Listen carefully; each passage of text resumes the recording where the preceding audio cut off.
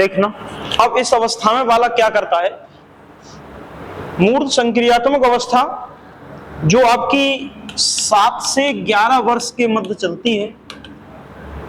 इस 7 से 11 वर्ष की अवधि के दौरान बच्चा किस किस प्रकार की गतिविधियों को करता है, कौन कौन सी गतिविधियां जो है वो आपका संपादित करता है, देखना है। तो अभी इसके पहले क्या बताया था कि जब बच्चा पूर्व संक्रियात्मक अवस्था में रहता है तो बच्चा जो है वो अवलोमीयता के गुण का क्या करता है, प्रदर्शन, यानी कि यहां पर विलोमीयता पाई जाएगी। इसके पहले वाली स्टेज में क्या पाई जा रही थी, अवलोमीयता। विलोमीयता का मतलब क्या है, शुरुआती बिंदु या मूल बिंदु पर वापस लौट आना, यानी कि यहां पर बच्चा क्या आएगा, वापस लौट आएगा, जबकि इसके पहले वो मूल बिंदु पर वापस नहीं लौट पा रहा था। वो व्यक्ति या वो बच्चा कहां से आप कह रहे थे, देखना, कह रहे थे बेटा ये क्या है, वो कहता है वन, ये क्या है, वो कहता है टी, वो कहते हो ये क्या है, वो कहता है बा, तुम कहते हो ये क्या है, वो कहेगा का। बात समझना क्या मतलब है, तुमने ये डंडा खींचा, वो कहेगा, आप कहोगे ये क्या है, कहेगा वन, ये खींचोगे कहोगे टी, ये खींचोगे कहोगे वा, और इसको खींच दोगे तो कहोगे का। बात समझ पाए कि नहीं, यानी कि बच्चे से हम एक एक करके स्टेप क्या करते गए, बढ़ाते हैं। अब हम उससे पूछे कि बेटा ये का हो गया, बा का, तो बा कहां गया, अब वो कहेगा बेवकूफ मत बताओ हमें, इसको हटा दो, ये आ गया वा। उससे हम कहे टी कहां गया, वो कहेगा आप भी बेवकूफ मत बनाओ, इसको हटाओ तुम, ये आ गया टी। हम कहे वन की डंडी कहां गई, वो कहेगा इसको हटा दो तुम, बिल्कुल बेवकूफ मत बताओ, ये आ गया वन। यानी कि अब बच्चा शुरुआती बिंदु या मूल बिंदु पर क्या कर सकता है, वापस लौट सकता है। हमने क्या कहा, यहां पर अगर ये कहें कि एक बच्चा, जरूरी नहीं कि यही, चूंकि आपके ये तो नंबरिंग है, सॉरी आपके वर्ण है, यानी कि शब्द है, वर्ण है, अगर वो ये भी कह दे, देखना ये आपका कोई भी था, हम कहें भैया ये क्या बन गया, कहेगा डब्लू, हम कहें भी कहां गया, कहेगा इसको हटाओ, ये आ गया भी। यानी कि अब बच्चा मूल बिंदु पर क्या कर सकता है, वापस लौट सकता है। तो जब बच्चा शुरुआती बिंदु या मूल बिंदु पर वापस लौट आए तो फिर हम उसको क्या कहेंगे, यानी कि भी से अगर हम इसको भी को डब्लू बना दें तो अब बच्चा भी से डब्लू और डब्लू से भी पर आ सकता है। यही उसकी क्या, कौन सी अवस्था कहलाएगी, विलोमीयता, यानी कि आगे से पीछे और पीछे से आगे, तो आपका क्या कहलाएगा, विलोमीयता का गुण। अच्छा, ये हम पहले ही कह चुके, तुम्हें समझ में आ रही होगी कि विलोमीयता का मतलब या अविलोमीयता का मतलब, जिसको हमने आपको अविलोमीयता बताया, अप्रतिवर्ती बताया, इसको अगर विलोमीयता है तो इसको हम प्रतिवर्ती भी तो कहेंगे। प्रतिवर्ती का मतलब आगे पीछे, पीछे आगे। बात समझ पाए कि नहीं, तो आपका जो रहेगा वो क्या रहेगा, प्रतिवर्ती है, जिसको हम क्या कहेंगे, अविलोमीयता या सॉरी विलोमीयता। यहां पर अगर ये कहें कि 3 + 2, बेटा ये 3 डंडी खींच दी और ये डंडी 2 खींच दी, कितनी डंडी हो गई, वो कहेगा 5। तो हम कहेंगे 3 और 2 कहां गए, वो कहेगा कहीं नहीं गए, ये 3 बच गई, और ये अगर इसको हटा दो तो ये आपकी क्या बच गई, 2 बच गई। यानी कि अब यहां पर बच्चा मूल बिंदु पर वापस लौटने लगा है। हम कहें 3 में 2 जोड़ दिए, कितने हुए, 5, तो कहें 5 कहां गए, 3 और 2 कहां गए, बोले ये 3 है, ये 2 है, इनको जोड़ करके तो क्या आए हैं, 5 आए हैं। यानी अब बच्चा यहां पर इन चीजों को समझने लगता है। संरक्षण अगर कहें कि संरक्षण का मतलब क्या है, किसी एक आकृति से कितनी भी आकृतियां खींच लो, लेकिन बच्चा जो है वो अपनी मूल आकृति का संरक्षण जो है वो अपने मस्तिष्क में रखे रहेगा, यानी कि वो मूल आकृति जो है उसके दिमाग से हटती नहीं। यही क्या कहलाएगा, संरक्षण का भाव कहलाएगा। मतलब क्या, एक लाइन अगर चाहो तो आप लिख सकते हो, कोई बुराई नहीं है, मतलब हम लिख दे रहे हैं, आप मत लिखो, आप तो बस केवल सुनते चलो। किसी भी आकृति की कई आकृतियां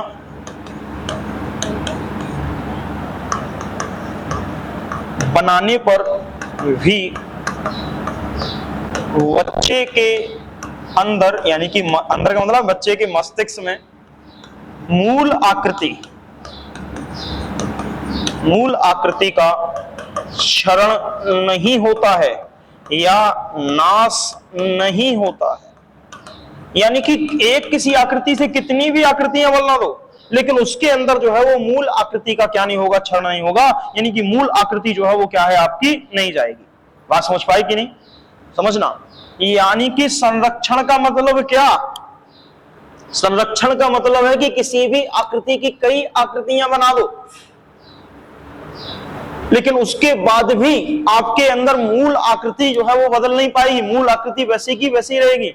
हमने उदाहरण दिए हैं, लाइन है, लाइन से भैया हम कोण बना दिए, कोण से भैया हम त्रिभुज बना दिए, तो क्या बच्चा कोण और लाइन को भूल गया? नहीं, वो जानता है कि यही 3 लाइन मिली है, ये कोण है और इसको हम खींच दें तो ये रेखा है।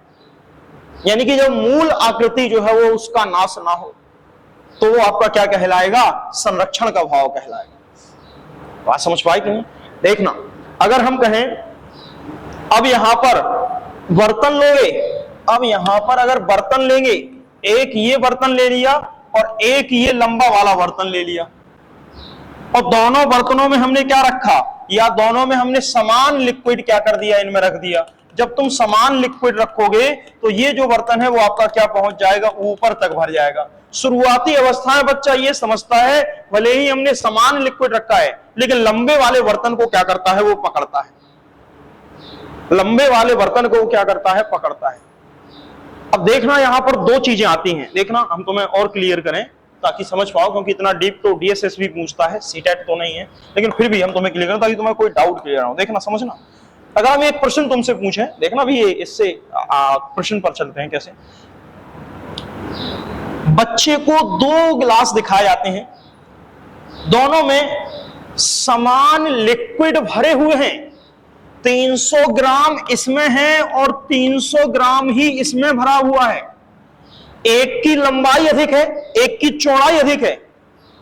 बच्चा को इन गिलासों को दिखा करके कहा जाता है बेटा ले लो। बच्चा लंबे वाले गिलास का चयन करता है। बच्चा किसका चयन करता है? लंबे वाले गिलास का चयन करता है।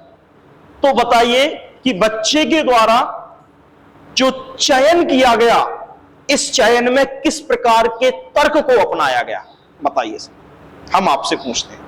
बच्चे के द्वारा जो गिलास, लंबे वाले गिलास का चयन किया गया है, उस लंबे वाले गिलास का चयन करने में बच्चे ने किस प्रकार के तर्क को अपनाया है? विकल्प हम देते हैं तुम्हें, आगमनात्मक तर्क, निगमनात्मक तर्क। बात समझ पाए कि नहीं? आगमनात्मक तर्क, निगमनात्मक तर्क हम लिख दें, क्योंकि बोल कम पाते हैं निगमन को, हम लिख देते हैं ताकि तुम समझ पाओ। देखना, पहला विकल्प दिया है आगमनात्मक तर्क, दूसरा दिया है निगमनात्मक तर्क। तुक्का नहीं लगाना, तर्क के सहित बताना, नहीं तुम कहो ए और बी और सी, ठीक है ना। और तीसरा हम कहें पार निगमनात्मक तर्क। और चौथा विकल्प क्या लिखें? आगमन हो गया, निगमन हो गया, पार निगमन हो गया, तो एक आध और लिख लें। अब कोई है ही नहीं तो नन ऑफ कर लो। चलिए बताइए, बताइए क्या जवाब, क्या प्रश्न? सुनना, एक बच्चे को 2 गिलास दिखाए गए, एक की लंबाई अधिक है, एक की चौड़ाई अधिक है, दोनों में समान लिक्विड भरे जाते हैं। बच्चा लंबे वाले गिलास का चयन करता है जिसकी लंबाई अधिक है, कहता है कि मुझको ज्यादा जूस मिला है पीने को, कह रहा है मुझको ज्यादा जूस मिला है पीने को। बच्चे ने जो लंबे वाले गिलास का चयन किया, यह कहते हुए कि इसमें अधिक जूस भरा है, इसका चयन किस तर्क के आधार पर किया है, यह तुम्हें बताना है। पार निगमनात्मक तर्क। बात समझ पाए कि नहीं? क्यों? 2 वस्तुओं में तुलना कर रहा था, तो हम तो भैया तुलना कर लेंगे कि भले ही लिक्विड भरा हुआ है, एक की लंबाई अधिक है तो दूसरे की चौड़ाई अधिक है, इसलिए लिक्विड तो सेम ही हो सकते, बस केवल फर्क इतना है कि इसकी लंबाई बढ़ गई है।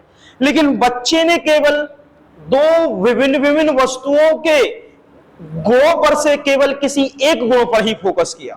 ध्यान करो, हमने आपको बताया था विभिन्न 2 वस्तुओं पर किसी एक ही विशेषता के आधार पर हम डिसीजन ले लें, किसी एक ही विशेषता के आधार पर डिसीजन ले लें कि भैया इसकी लंबाई अधिक तो इसमें दूध अधिक होगा, ये लंबा अधिक तो इसमें जूस अधिक होगा। जब हम किसी एक विशेषता के आधार पर डिसीजन ले लें तो वो क्या कहलाएगा? पार निगमनात्मक तर्क कहलाएगा। और ये किस अवस्था में आएगा बच्चा? पूर्व संक्रियात्मक अवस्था में।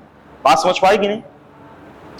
तो तर्क पूछे तब करोगे तर्क टिक, लेकिन अगर आप ये कहते हो कि जो गिलास था, जो समान लिक्विड के गिलास जो दोनों के दोनों आपके देखना, ये आपके दो बर्तन थे जिसमें समान लिक्विड भरे हुए थे, इसको एक ऐसे दो बर्तनों में उड़ेला गया है, ऐसे दो बर्तनों में उड़ेला गया है जिसकी एक की लंबाई अधिक है और एक की चौड़ाई अधिक है। बच्चा लंबे वाले बर्तन में अधिक जूस की बात कर रहा है, मतलब आखिर बच्चा जो है वो क्या नहीं कर पाया है। अब उसमें आपको ये विकल्प नहीं होंगे, यानी कि किस प्रकार से जो है वो बच्चा बता रहा है। तो बच्चा क्या नहीं कर पाया, मूल आकृति का संरक्षण नहीं कर पाया। बात समझ पाई कि नहीं दोनों में अंतर?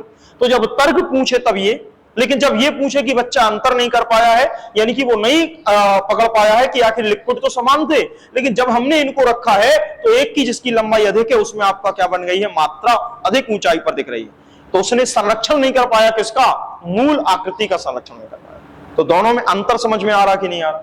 यानी कि एक में आपको संरक्षण करना है और उसी प्रश्न में जब आपको पार निगमन मिल जाए तो फिर आपको तर्क के लिए पार निगमन जाना है। बात समझ पाई कि नहीं? क्योंकि हमने केवल एक ही गुण का चयन किया, ठीक है ना? ठीक है, कोई दिक्कत तो नहीं है। ये बहुत बार आया है, ये आता है पेपर में, ठीक है ना, ये आता है भाई। देखना और भी उदाहरण है इसके लिए, देखना तो समझाने के लिए, तो एग्जांपल देने में कोई बुराई नहीं है। देखना, एक पिताजी अपनी बच्ची से कहते हैं कि भैया तुमने लड़के की केवल शक्ल ही देखी है, उसका पैसा भी देख लेती, उसका खानदान भी देख लेती, उसकी संपत्ति भी देख लेती। बात समझ पाए कि नहीं समझ पाए? यानी कि पिता अपनी पुत्री से कह रहा, या पिता अपने पुत्र से कहे कि तुमने इस लड़की में देखा क्या है, बस केवल शकल सूरत ही देखी, अरे और भी तो गुण भी तो देख लेते। यानी कि किसी एक ही विशेषता के सापेक्ष चले जाना क्या कहलाएगा, पार निगमनात्मक तर्क कहलाएगा। बात समझ पाए कि नहीं समझ पाए सब? बात समझे?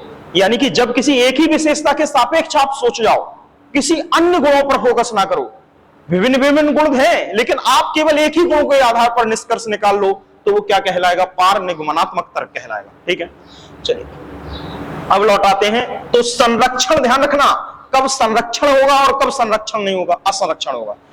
यहां पर कब विलोमीयता होगी, कब अविलोमीयता होगी, उसको भी आपको याद रखना है। ठीक है ना? देखना यहां पर, देखना ये संरक्षण, संरक्षण मतलब किसी भी आकृति का नाश नहीं हो रहा है। अगर हम ये कहें भैया एक व्यक्ति यूं मेकअप करके आ गया है, एकदम खूब ढेर सारा मेकअप, तो हम कहें भैया मेकअप करने से तुम्हारा चेहरा थोड़ी बदल जाएगा, तुम वैसे के ही वैसे रहोगे। यानी कि मूल आकृति का नहीं हो रहा है क्षरण, मूल आकृति क्या रही है हमारे दिमाग में अभी भी स्थित है। एक व्यक्ति दूसरे व्यक्ति से कहता है भैया मेकअप करा लेने से तुम्हारा चेहरा थोड़ी बदल जाएगा, तुम तो वैसे की वैसे दिखोगे। यानी कि वह क्या कर रहा है, तुम्हारी मूल आकृति जो है वो थोड़ी बदल जाएगी, तुम तो वैसे की ही वैसे दिखोगे। तो वो आपका क्या कर ले रहा है, उसकी आकृति का संरक्षण कर ले रहा है। बात समझ पाए? चलिए अब आगे चलते हैं सब और फिर देखते हैं। देखना तो दो चीजें याद रखना, दो चीजें याद रखना कि संरक्षण क्या है, विलोमीयता क्या है, अविलोमीयता क्या है, असंरक्षण क्या है। यहां से प्रश्न जो है पेपर में आते हैं। ठीक है, चलिए तुम्हें डाउट हो तो तुम पूछोगे तो हम तुम्हें और क्लियर करेंगे। अब तुम लोग कोई डाउट उठते नहीं है तो हम आगे बढ़ते चले जाते हैं। अब आया है केंद्रीयकरण, आप समझना, केंद्रीयकरण समझना, केंद्रीय नहीं विकेंद्रीयकरण समझना, विकेंद्रीयकरण को देखना। ठीक है ना? विकेंद्रीयकरण को देखना। अब इसमें परिभाषा कुछ नहीं है, बस केवल टर्म्स हैं, उनकी विशेषताएं उनको समझना है। विकेंद्रीकरण क्या, विकेंद्रीकरण को समझते हैं। देखना देखिए विकेंद्रीकरण, अगर हम कहें कि एक बच्चे को 10 रुपए दिए, यूं 10 रुपए, बच्चे को 10 रुपए दिए। अब बच्चा 10 रुपए लेके गया और ये दुकान है। अब बच्चा 10 रुपए लेके गया है, समझना केवल बच्चा 10 रुपए लेके गया है और बच्चा दुकान पर जाकर सोच रहा 10 रुपए का यार समोसा खा लूं, 10 रुपए की पानी की टिक्की पी लूं, 10 रुपए का चाट खा जाऊं, 10 रुपए का आपका चटपटा ले लूं। यानी कि 10 रुपए पैसे को खर्च करने के लिए भिन्न भिन्न प्रकार के विचारों को मस्तिष्क में ला रहा है कि आखिर जो आपका जो 10 रुपए हैं वो कितने तरीकों से क्या किए जाए, खर्च किए जाए। तो जब कोई बच्चा एक समस्या के समाधान के लिए कई विकल्पों पर विचार करता है, वो कहलाता है विकेंद्रीकरण। यहां पर बच्चा 10 रुपए खर्च करने की सोच रहा है, वो अवस्था क्या कहलाएगी? विकेंद्रीकरण। इसके पहले की अवस्था विकेंद्रीकरण नहीं होती। इसके पहले की अवस्था होती है केंद्रीयकरण। हमारा ध्यान सिर्फ लक्ष्य पर रहेगा। यानी कि इसके पहले अगर हम लिख लें, जिसको हमने तुम्हें विकेंद्रीय में कहा था, हम तुम्हें जोड़ के ही पढ़ाएंगे। यहां पर अगर हम कह दें कि ये विकेंद्रीकरण है, तो इसके आगे हम पढ़े हैं केंद्रीयकरण। ध्यान करो, केंद्रीकरण पढ़े हैं। केंद्रीकरण में क्या भैया? पापा कहेंगे कुत्ते को देखना, हम सिर्फ कुत्ते को ही देख रहे हैं और कुत्ते ने कपड़े फाड़ दिए, उस पर हमारा ध्यान नहीं। अगर कहे देखना इस अवस्था में, इसी को और नाम से जो है पेपर में विकल्पों में मिलते हैं, क्या?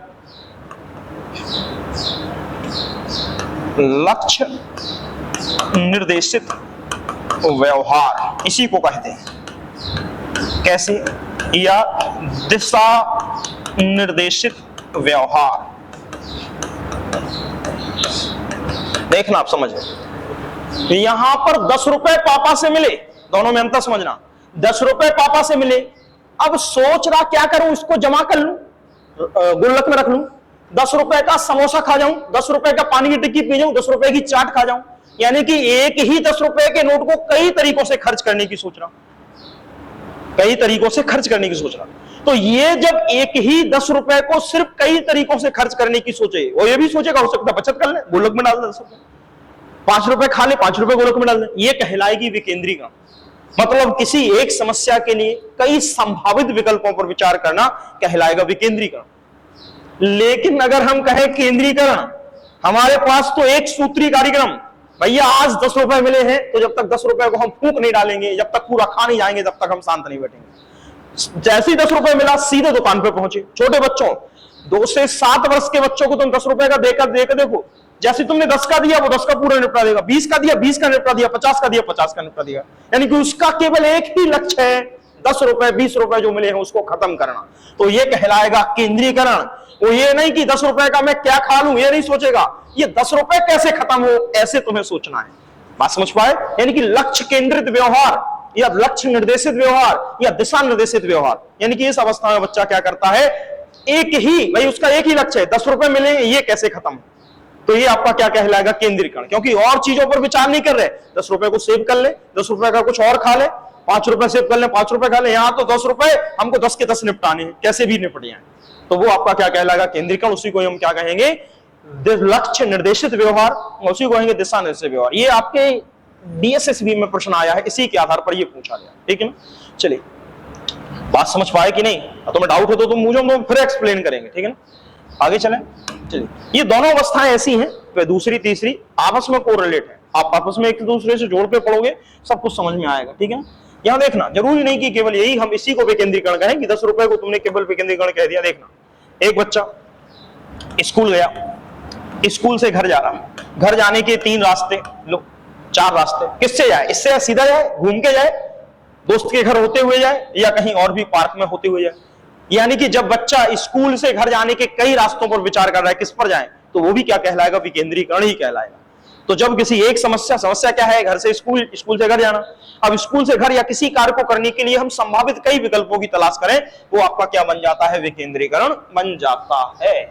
चलिए, अब आगे लेते हैं सर। विकेंद्रीकरण के बाद श्रृंखला। देखना, श्रृंखला समझना। यहां तुम्हें दिक्कत हो, तुम पूछ सकते हो। यहां पर चौथे नंबर पर श्रृंखला, 5वें नंबर पर श्रृंखला के बाद गणितीय संक्रिया। 1 मिनट लिख लें। अच्छा, समझते चला। श्रृंखला सुनना, श्रृंखला का मतलब क्या? देखो,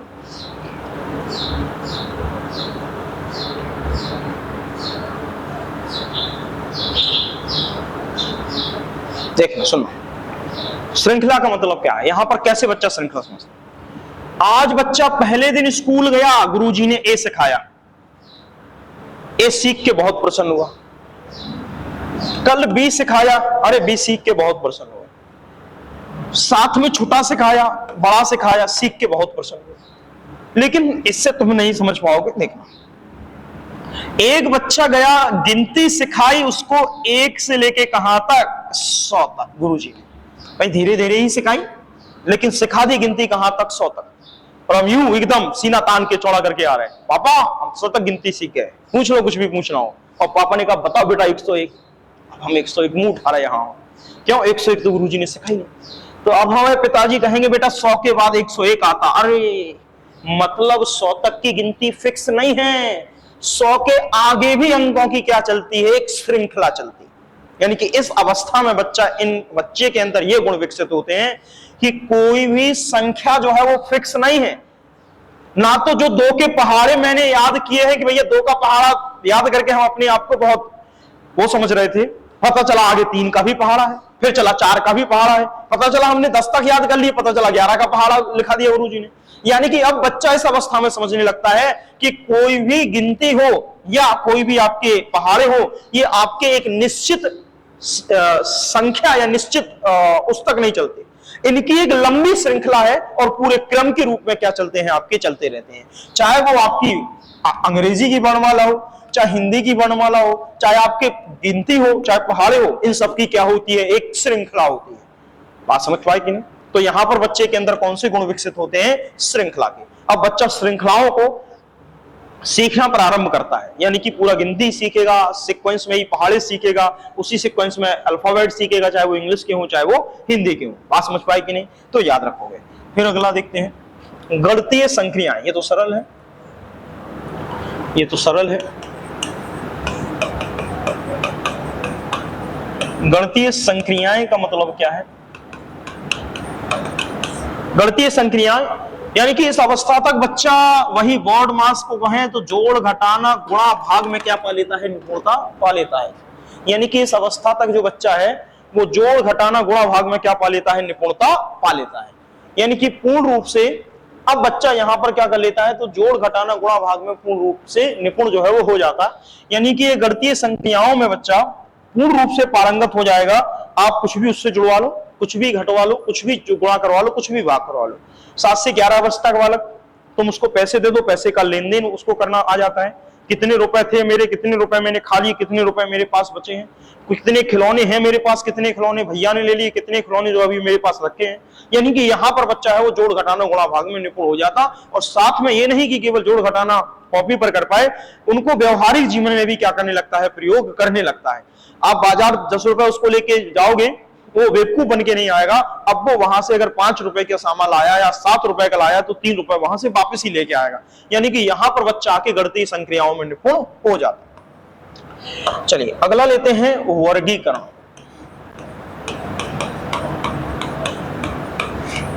वर्गीकरण क्या कहता है? वर्गीकरण को भी देखते हैं।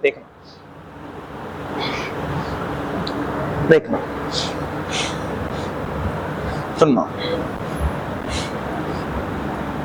एक लाइन इसके लिए लिख लें पहले। 2 या 2 से अधिक वस्तुओं को उनके गुण धर्म या गुण या विशेषताओं के आधार पर, गुण व विशेषताओं के आधार पर, यानी कि गुण और विशेषताओं के आधार पर किसी वर्ग या उपवर्ग में बांटना, किसी वर्ग या उपवर्ग में बांटना मतलब क्या? देखना, या यूं कह सकते हो छांटने की क्षमता विकसित हो जाती, छांटने की या बांटने की क्षमता विकसित हो जाती। देखना अब इसका मतलब क्या? देख समझ क्या है? सुनना, यहां पर कहा है कि वर्गीकरण में कहा गया है 2 या 2 से अधिक वस्तुओं को उनके गुण व विशेषताओं के आधार पर किसी वर्ग या उपवर्ग में बांटना, या बच्चे के अंदर इनको छांटने की क्षमता क्या हो जाती है? विकसित हो जाती है। इसका मतलब क्या है? कैसे क्षमता जो है वो आपकी विकसित हो जाती कि किस प्रकार से बच्चा जो है वो बांट सकता है। तो देखना, सबसे पहले बच्चे ने डॉगी सीखा कि भैया डॉगी किसे कहते हैं, फिर उसके बाद बिल्ली सीखी कि बिल्ली किसे कहते हैं, फिर उसके बाद एलिफेंट सीखा कि एलिफेंट किसे कहते हैं, फिर लॉयन यानी शेर सीखा, यानी कि भिन्न भिन्न प्रकार के बकरी यानी कि गॉट सीखी, यानी कि सब सीख गया। अब सीखने के बाद ये तो सीख गया कि इसको ये कहते हैं, लेकिन ये तो पहले ही सीख गया। ध्यान करो, सबसे पहले शुरुआत तो यहीं से की थी, समायोजन समावेशन के माध्यम से सीखा। लेकिन अब बच्चा इसमें बांटने लगा कि कौन जो है वो आपका शाकाहारी है और कौन जो है वो क्या है, मांसाहारी है। ये भैया कुछ शाकाहारी हैं जो क्या करते हैं, केवल वनस्पतियों पर आधारित रहते हैं, और कुछ ऐसे हैं जो वनस्पतियों पर नहीं, वो मांस पर निर्भर रहते हैं। कुछ ऐसे भी हैं जो वनस्पतियों के साथ साथ मांस पर भी निर्भर रहते हैं, यानी कि सर्वाहारी। यानी कि अब बच्चा क्या करेगा, उन्हीं जानवरों को कैटेगराइज करना प्रारंभ कर देगा उनकी गुण व विशेषताओं के आधार पर। तो ये आपकी विशेष, ये क्या कहलाएगी, ये वर्गीकरण कहलाएगा या क्लासिफिकेशन कहलाएगा, कि जो बच्चा है वो गुण व विशेषताओं के आधार पर क्या करने लगा है, वर्गीकृत जो है वो करने लगा है। चलिए, अगर कहें, जरूरी नहीं कि ये बोले, यही आपने देखा होगा मैथ में, एक बच्चा सम व विषम संख्याओं को भली भांति छांटने लगा है। यानी कि बच्चा जो है वो सम विषम संख्या अध्यापक देते हैं उनको, और बच्चा जो है वो सम विषम संख्याओं को आपस में क्या कर लेता है, डिवाइड कर लेता है।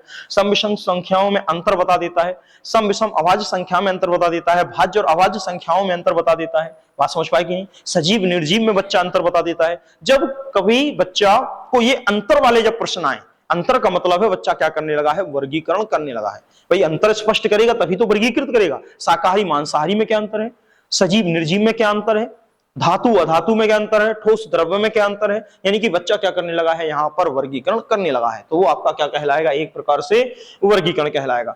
अब यहां पर एक और अगर कहो तो एक आध प्रश्न ऐसा बनता है, जैसे एक पिता जो है वो अपने पुत्र से कहता है कि बेटा, इस जमाने में या इस दुनिया में कई तरह के लोग या कई तरह के मित्र होते हैं। कुछ मित्र ईमानदार होते हैं, कुछ मित्र धोखेबाज होते हैं, कुछ मित्र वफादार होते हैं, कुछ मित्र लालची होते हैं। इन मित्रों से तुमको बचकर रहना चाहिए। पिता के द्वारा लड़के को जो मित्रों के बारे में जो वर्णन दिया गया, पिता के द्वारा बच्चे को मित्रों के बारे में जो वर्णन दिया गया, वो बालक की या एक प्रकार से कह सकते जीन प्याजे की या किस विशेषता के अंतर्गत जो है वो आता है। तो उसने क्या किया, लड़के के जो मित्र थे उस मित्र के प्रकार ही तो बताए हैं कि मित्र कई प्रकार के होते, वफादार भी होते, ईमानदार भी होते, लालची भी होते। यानी कि एक प्रकार से किसी लड़के का अपने मित्रों के बारे में पिता का बताना कि बेटा मित्रों से थोड़ा संभल के रहना। मित्र जो है वो कई प्रकार के होते हैं, ईमानदार भी होते हैं, बेईमान भी होते हैं, लालची भी होते हैं और वफादार भी होते हैं। तो ये जो वर्गीकरण दिया गया है वो क्या किया गया, एक प्रकार से क्लासिफिकेशन किया गया है। आप देखते हो ऐसे जानवर कई प्रकार के हैं, मांसाहारी हैं, शाकाहारी हैं, सर्वाहारी हैं, धातुएं कई प्रकार की हैं, आपके पदार्थ कई प्रकार के हैं। तो उसी प्रकार से मित्रों का वर्गीकरण किया गया है कि मित्र कई प्रकार के हैं। तो जो क्लासिफिकेशन करेंगे कि भाई मित्रों का प्रकार बताया जाएगा, तो वो भी किसके अंतर्गत आएगा, वर्गीकरण के अंतर्गत ही आएगा। बात समझ पाए कि नहीं? तो इसको भी तुम्हें याद रखना है। चलिए आगे चलते हैं और थोड़ा सा और समझते हैं। देखें, अब आगे चल के बच्चा क्रम परिपक्व हो जाता है, यानी कि क्रम में परिपक्वता आ जाती है। यानी कि अब बच्चा इस अवस्था पर क्या करने लगता है, क्रम परिपक्वता, या इसी को हम कह दें पंक्तिबद्धता। इसी को हम कह दें पंक्तिबद्धता। तो क्रम परिपक्वता या पंक्तिबद्धता, इसका मतलब क्या है, अब बच्चा वस्तुओं को लंबाई और वजन के आधार पर घटते और बढ़ते क्रम में क्या कर सकता है, व्यवस्थित कर सकता है। जैसे इस अवस्था का बालक अध्यापक के द्वारा, चाहे अध्यापक ने अगर प्रश्न दिया है, देख लो आप जो प्रश्न बनते हैं, अध्यापक ने प्रश्न दिया है बच्चे से कि बेटा कक्षा के जितने छात्र हैं उनकी लंबाई के आधार पर, उनकी लंबाई कौन कितने फीट का लंबा है, उसकी लंबाई के आधार पर बच्चों के आरोही या अवरोही क्रम में क्या करो, व्यवस्थित करो बच्चों को। तो बच्चे के अंदर किस प्रकार के गुण को जो है वो शिक्षक विकसित करना चाहता है, तो पंक्तिबद्धता या क्रम परिपक्वता के गुणों को शिक्षक क्या करना चाहता है, विकसित करना चाहता है। एक शिक्षक बच्चे से कहता है बेटा आरोही और अवरोही संख्याओं के क्रम को आप समझ लीजिए, या एक शिक्षक छात्रों के वजन को आरोही या अवरोही क्रम में व्यवस्थित करने की कहता है। तो छात्रों के वजन को आरोही और अवरोही क्रम में व्यवस्थित करने का मतलब है आप उसको क्या कर रहे हो, क्रमबद्ध कर रहे हो कि आरोही प्रकार से छोटे से बड़ा लगाना है या बड़े से छोटा लगाना है। तो इस प्रकार की गुण जो है वो क्या कहलाते हैं, क्रम परिपक्वता या क्या कहलाते हैं, पंक्तिबद्धता कहलाते हैं। ठीक है, दिखाना तो कुछ नहीं है, समझ पा रहे कि नहीं समझ पा रहे। क्या कहा कि अगर आप एक बच्चे से एक शिक्षक कहता है कि बेटा लंबाई के बढ़ते क्रम के आधार पर बच्चों की लंबाइयों को आप लिख दीजिए, बच्चों के वजनों को घटते क्रम के आधार पर लिख दीजिए, या एक शिक्षक जो है वो बच्चों से ये कहता है कि आप सभी लोग लाइन में अपनी लंबाई के अनुसार क्या हो जाइए, खड़े हो जाइए। तो छोटा सबसे आगे और पीछे जो है वो सबसे बड़ा आ जाए। किसी एक बच्चे से कहते हैं कि तुम इसको पूरी लाइन को क्रमबद्ध रूप से व्यवस्थित करो, यानी कि वो क्या चाहता है, वो चाहता है कि बच्चे के अंदर क्या हो जाए, क्रमबद्धता या पंक्तिबद्धता का गुण जो है वो क्या हो, आपका आ जाए। तो यही आपकी क्या कहलाएगी, क्रमबद्धता या पंक्तिबद्धता कहलाएगी, जिसको आपको याद रखना है। फिर देखते हैं इसके बाद 8वें नंबर पर है समानता व अंतर। ये सब एक दूसरे से ही जुड़े हुए हैं। समानता या अंतर का मतलब है अब बच्चे को ध्यान रखना, पहले वर्गीकरण आएगा और फिर वर्गीकरण के आधार पर ही बच्चा क्या बता रहा है, समानता बता रहा है। जैसे देखना, यहां पर कहा बच्चे से कि बेटा केला क्या है, वो कहेगा फल है। हम कहें आम क्या है, कहेगा फल है। हम कहेंगे सेब क्या है, कहेगा फल है। यानी कि इनको किसी एक ही गुण धर्म के आधार पर किसी एक ही कैटेगरी में रखा है कि नहीं रखा। तो ये तो कहलाएगा वर्गीकरण। एक बच्चा बाजार जाके आम, केला या सेब भिन्न भिन्न प्रकार के फलों को क्या करता है, खरीद के लाता है। या एक शिक्षक बच्चों से कहता है कि तुम भिन्न भिन्न प्रकार के फलों के नामों को लिखकर आओगे। तो भिन्न भिन्न प्रकार के फलों के नाम लिखने के लिए कह रहा है, यानी कि बच्चे को अंदर वो वर्गीकरण के गुण को क्या करना चाहता है, विकसित करना चाहता है। बात समझ पा रहे कि नहीं सर? ये जीन पियाजे की थ्योरी केवल अकेली साइकोलॉजी में नहीं चलती, पूरा एनवायरमेंट हो, हिंदी हो, सब जगह यही काम आती है। तो तुमको अप्लाई करना आता हो तो तुम समझ के सोचोगे तो तुम अपने आप अप्लाई कर पाओगे। एक शिक्षक अपने बच्चों से कहता है कि जाओ तुम कौन कौन से पेड़ हैं बगीचे में, उनको लिख के आओ अपनी नोटबुक पर। तो वो जाएगा, नीम है, बरगद है, पीपल है, आम है, उन सभी पेड़ों के नाम लिख के आएगा। आखिर शिक्षक या शिक्षिका बच्चे के अंदर किस गुण को विकसित करना चाहती है, तो वर्गीकरण। क्योंकि पेड़ों के अंदर, यानी कि पेड़ तो सबकी विशेषता एक है, तो पेड़ों की पूरी कैटेगरी, यहां फलों की पूरी कैटेगरी, तो ये वर्गीकरण है, ये अंतर अभी नहीं है, समानता नहीं है। बात समझ रहे?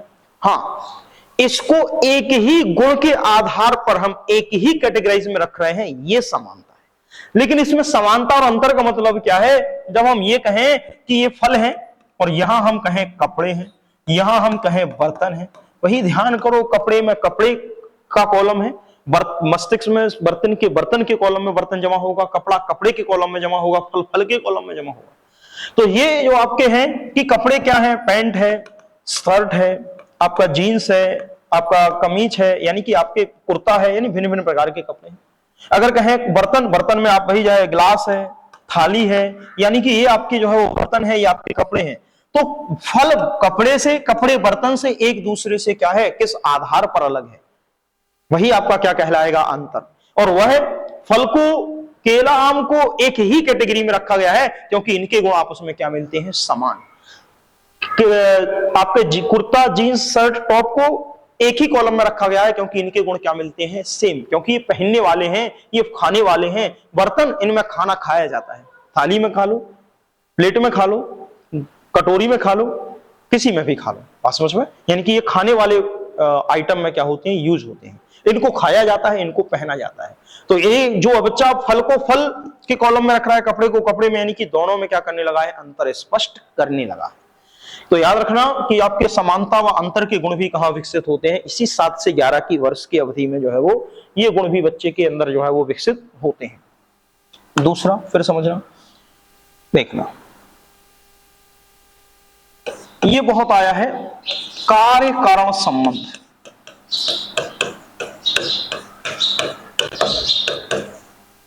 कार्य कारण संबंध क्या है देखना। अगर कहें कि कार्य कारण संबंध की बात करेंगे कि कार्य कारण संबंध किसे कहेंगे, या कार्य कारण संबंध जो है वो आपका क्या होता है देखना। कार्य कारण संबंध, इसके लिए एक लाइन लिख लें क्योंकि वो पूछी भी जाती है। अगर कोई कार्य हुआ है तो उसका कारण क्या है, यानी कि अगर कोई कार्य हुआ है तो उसका कारण क्या है, कारण है नहीं, उसका कारण क्या है। यानी कि अगर कोई कार्य हुआ है तो उसका कोई ना कोई कारण अवश्य होगा, बिना कारण के कोई कार्य जो है वो संपन्न नहीं होता। इस प्रकार के गुण जो है वो बच्चे में इस अवस्था में आ जाते हैं। जैसे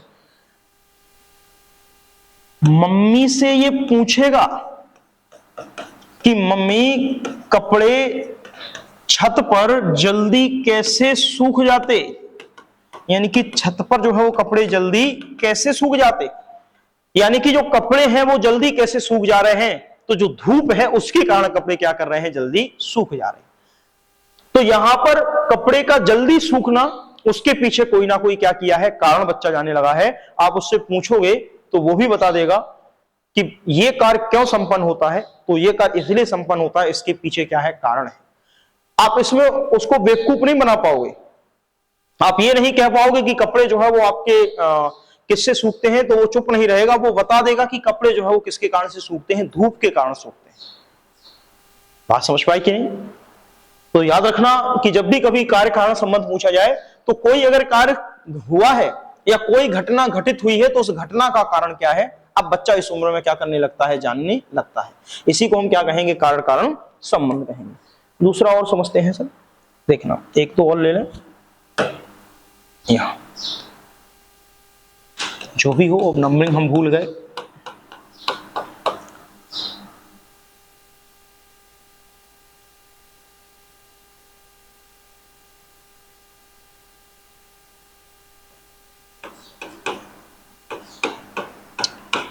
तार्किकता की शुरुआत, और अगर कहें दूसरे के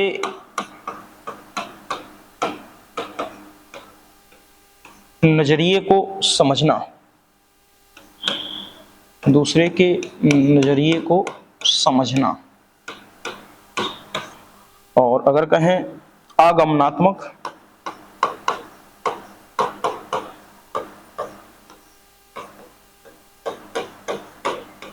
तर्क, यानी कि आगमनात्मक तर्क। चलिए अब देखना, तार्किकता की शुरुआत क्या है, दूसरे के नजरिए को समझना क्या है, आगमनात्मक तर्कना क्या है देखना।